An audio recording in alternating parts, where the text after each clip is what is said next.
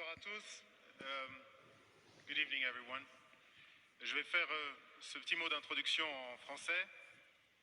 Voilà, c'est fait. Aujourd'hui naît Incarnation. Incarnation aurait pu s'appeler Initiation. Et Incarnation démarre, vous allez le découvrir ici en rentrant, sur un constat qui est fort, sur une déclaration, une affirmation qui est très forte. On a parlé à l'instant de cette carte renversée. En fait, les cartes pré-Mercator, beaucoup de cartes représentent l'Afrique avec le nord en bas et le sud en haut. C'est ce qu'on appelle un point de vue afrocentrique. Et effectivement, la Terre, c'est une sphère qui flotte dans l'univers. Et dans l'univers, il n'y a pas de haut et il n'y a pas de bas.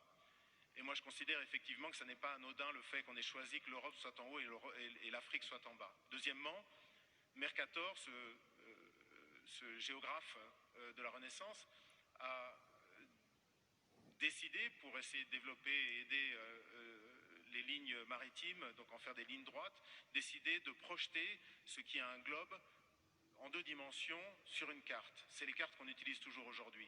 Et le problème, c'est que mathématiquement, quand vous faites ça, vous devez choisir un point de référence. Le point de référence détermine en fait quelle partie sera la mieux représentée ou la plus grandement représentée et laquelle souffrira. Et moi, j'ai appris, comme certainement vous tous ici, que l'Europe avait une proportion qui était presque comparable à l'Afrique, ou en tout cas une partie de l'Afrique. La réalité, lorsqu'on regarde en termes de superficie et de kilomètres carrés, l'Afrique peut abriter la Chine, l'Inde, l'Amérique du Nord, l'entièreté de l'Europe de l'Est, plus quelques autres pays. Et donc le premier statement qu'on affirme avec beaucoup de force avec Handel, c'est « on nous a menti ». Lorsqu'on nous a parlé de l'Afrique, on nous a menti. Et lorsque nous parlons de l'Afrique, nous, Africains et Afrodescendants, nous nous mentons à nous-mêmes. Et je voudrais, dans ces petites clés, vous donner quelques éléments. La première clé que je voudrais vous donner, c'est ma réaction il y a quelques temps. J'étais en train de passer du temps avec mes enfants et je regardais la télévision. Et il y a une jeune artiste angolaise qui est brillante, qui est magnifique, une chanteuse magnifique, Perola, qui est quelqu'un qui a tellement de force, de caractère et de conscience, une immense artiste vraiment. Et elle montrait l'Angola, qui a été un pays qui a été détruit par la guerre, et elle est allée à Soyo, à l'embouchure du fleuve Congo. Et à Soyo, à l'embouchure du fleuve Congo, il y a une pierre sur laquelle Diego Cao, donc un explorateur portugais, a marqué donc des inscriptions pour dire qu'il était arrivé là, en 1482, donc 10 ans avant que Christophe Colomb n'atteigne les rives de l'Amérique du Nord. Et cette jeune chanteuse a dit en portugais, je vous le traduis en français, elle a dit voilà, 1482, Diego Cao arrive ici et c'est maintenant que commence notre histoire. Et j'ai sauté sur place, j'étais vraiment saisi en me disant mais comment est-ce que cette femme qui est une artiste tellement consciente, tellement belle, comment est-ce qu'elle peut penser que notre histoire a commencé le jour où un blanc a posé le regard sur un noir.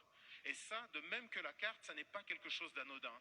À un moment là où l'Afrique est obligée de se projeter dans le 21e siècle, à un moment là elle est toujours un réservoir de croissance pour le monde entier et d'enrichissement à part pour l'Afrique elle-même, je pense qu'il faut effectivement que nous, les Africains et les Afrodescendants, mais également, c'est un fait qui s'établit pour le monde entier, que nous arrivions à réfléchir sur à quel point nous sommes orphelins de l'Afrique.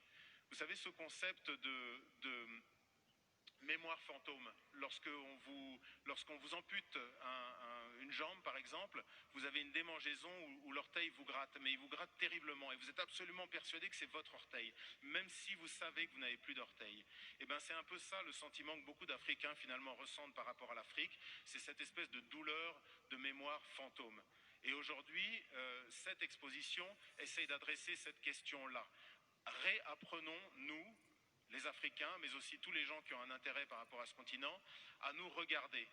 Désapprenons ce que l'œuvre coloniale nous a imposé, qui est un regard décalé vis-à-vis de nous-mêmes et de notre histoire, un regard exotisant, et apprenons à nous recélébrer.